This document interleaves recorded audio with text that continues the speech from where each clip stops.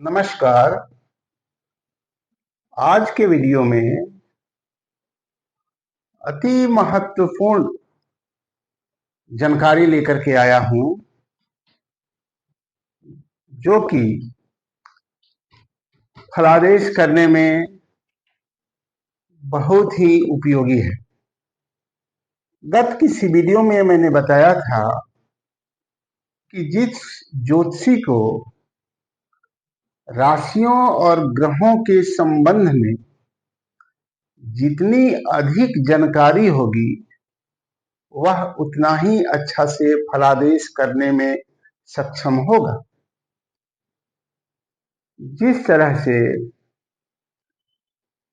एक आयुर्वेदाचार्य को विभिन्न औषधियों का गुणधर्म मालूम रहता है और उस दूसरे औषधियों को मिला करके एक नई औषधि बना देते हैं, उसी प्रकार से ज्योतिष में भी जो ज्योतिषी राशियों के गुणधर्म अधिक जानते हैं, वो अच्छा फलादेश करने में सक्षम होंगे। क्योंकि फलादेश करने की 3 विधियां प्रचलित हैं।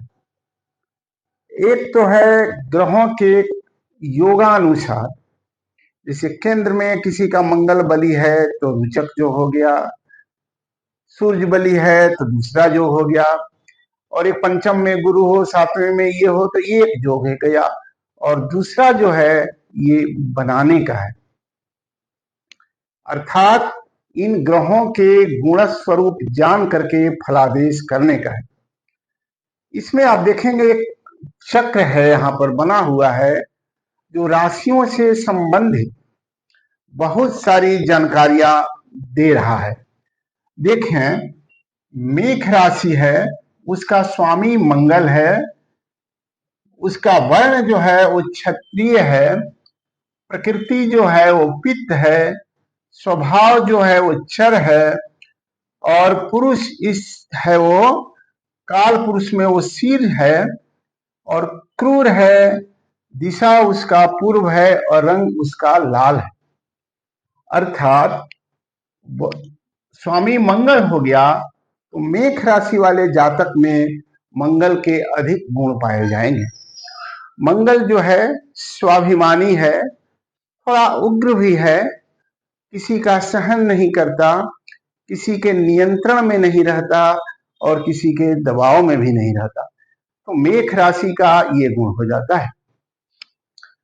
दूसरी है प्रकृति, उसकी पित्त प्रकृति है। पित्त का मतलब उष्णता, तो मेष लग्न वाले जातक के शरीर में थोड़ी सी उष्णता रहती है। तो जब भी कोई स्वास्थ्य बाधा उपस्थित होगा और वो मंगल जो है नकारात्मक होगा, तो पित्त से संबंधित कोई विकृति शरीर में उत्पन्न होने की संभावना रहेगी। उसी तरह से जब आप देखेंगे कि मेष राशि वाला चर है, चर का मतलब ये हुआ कि चंचलता, यानी किसी भी बिंदु पर लंबे समय तक स्थिर नहीं रहना, या ऐसा कहेंगे कि अपनी रुचि को किसी एक चीज में लंबे समय तक बनाए रखना ऐसे जातक के लिए मुश्किल होता है। हमेशा नई नई बातें उनके दिमाग में चलती रहती हैं और स्थिरता का अभाव रहता है। उसी तरह से आप देखेंगे कि काल पुरुष में वो शीर्ष है, शीर्ष है। अगर मेष राशि या प्रथम भाव अगर दूषित है ग्रहों के द्वारा, तो सिर में कोई ना कोई समस्या, विकृति, बाल का झड़ना, बाल गिर जाना, सिर का दर्द आदि की संभावना रहती है। मेष राशि जो है वो पुरुष है। मेष राशि पुरुष होने के कारण वो क्रियाशील भी रहेगा, सक्रिय रहेगा, साहस भी रहेगा, धैर्यवान भी होगा। जितना भी एक गुण चाहिए एक पुरुषत्व के लिए, वो सब गुण उसमें पाया जाएगा। दूसरी आप चाहेंगे तो दिशा जो है वो पूर्व दिशा का अधिपति है, पूर्व दिशा को नियंत्रित करता है।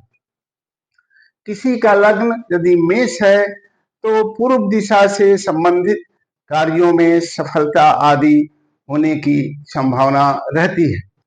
उसी तरह से देखेंगे रंग जो है वो लाल रंग है। तो मेष लग्न के जातक या मेष राशि वाले जातक के लिए ये कहा जाता है कि लाल रंग जो है वो आपके लिए सकारात्मक है। लाल रंग आप धारण करेंगे तो आपको प्रकृति का सहयोग मिलता रहेगा।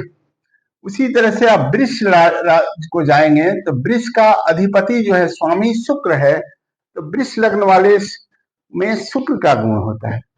शुक्र का गुण जो है वो सौम्य है, संगीत और कला में उनकी रुचि रहती है, प्रकृति प्रेमी होते हैं। ये शुक्र का जो गुण है वो वृषभ वाले में रहेगा। यहाँ आप देखेंगे वैश्य है, वर्ण वैश्य है, यानी व्यावसायिक सफलता में उनको व्यावसायिक सफलता मिलती है, व्यवसाय में उनकी रुचि रहती है और अपने समर्थ को इस दिशा में प्रयोग करना चाहते हैं। फिर आप आएंगे पित्तादि में उनकी वातव प्रकृति है। वातव प्रकृति समझते हैं कि जिसको कहा जाता है ना कि वातव प्रकृति है, वायु का दोष है। जैसे उदर में, पेट में जो है वो गैस हो जाना, शरीर में दर्द हो जाना, ये सब वातव प्रकृति के लक्षण है। वृषभ लग्न वाले जातक का यदि ग्रह अनुकूल नहीं है तो उनको इस तरह की स्वास्थ्य बाधा होने की संभावना रहती है। नीचे जब आप देखेंगे तो स्थिर है। वृषभ लग्न वाले जातक स्थिर होते हैं, जिस काम में लग जाते हैं उसको करते रहते हैं, चाहे उसकी गति धीमी हो या तेज हो, उस समय के अनुसार बदलता है, लेकिन उनकी रुचि एक चीज में बनी रहती है लंबे समय तक।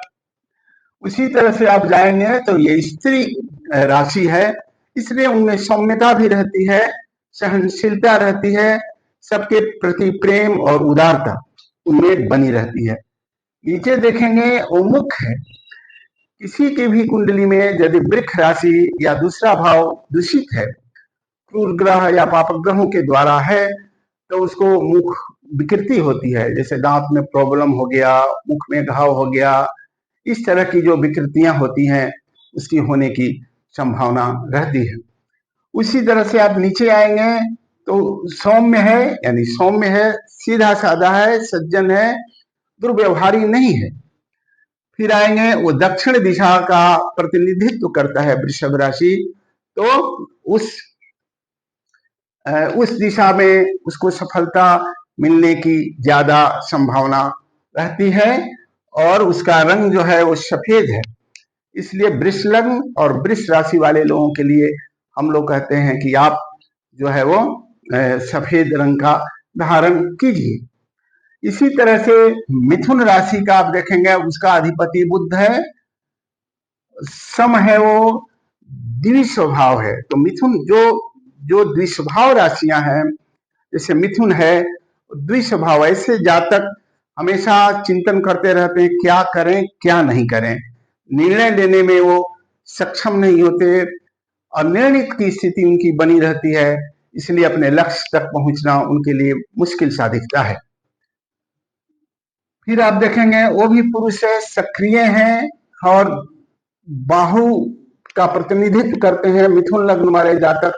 और मिथुन राशि यदि दूषित हो तो ऐसी स्थिति में हाथों में कोई न कोई समस्या या कठिनाई रहती है। दूसरी आप चाहेंगे तो क्रूर है मतलब अपने काम को निकालने में वो सक्षम है, कुछ भी करने में समर्थ है। फिर आएंगे आप देखेंगे वो पश्चिम दिशा का प्रतिनिधित्व करता है, तो पश्चिम दिशा की ओर वो ज्यादा जातक जो है वो सफल रहेगा और पश्चिम दिशा उसके लिए अनुकूल है। उसी तरह से आप आएंगे तो हरा रंग है। मिथुन लग्न वाले लोगों के लिए हम लोग कहते हैं कि आप हरा रंग धारण कीजिए, हरा रंग पहनिए, वो आपके लिए अनुकूल है। इसी तरह से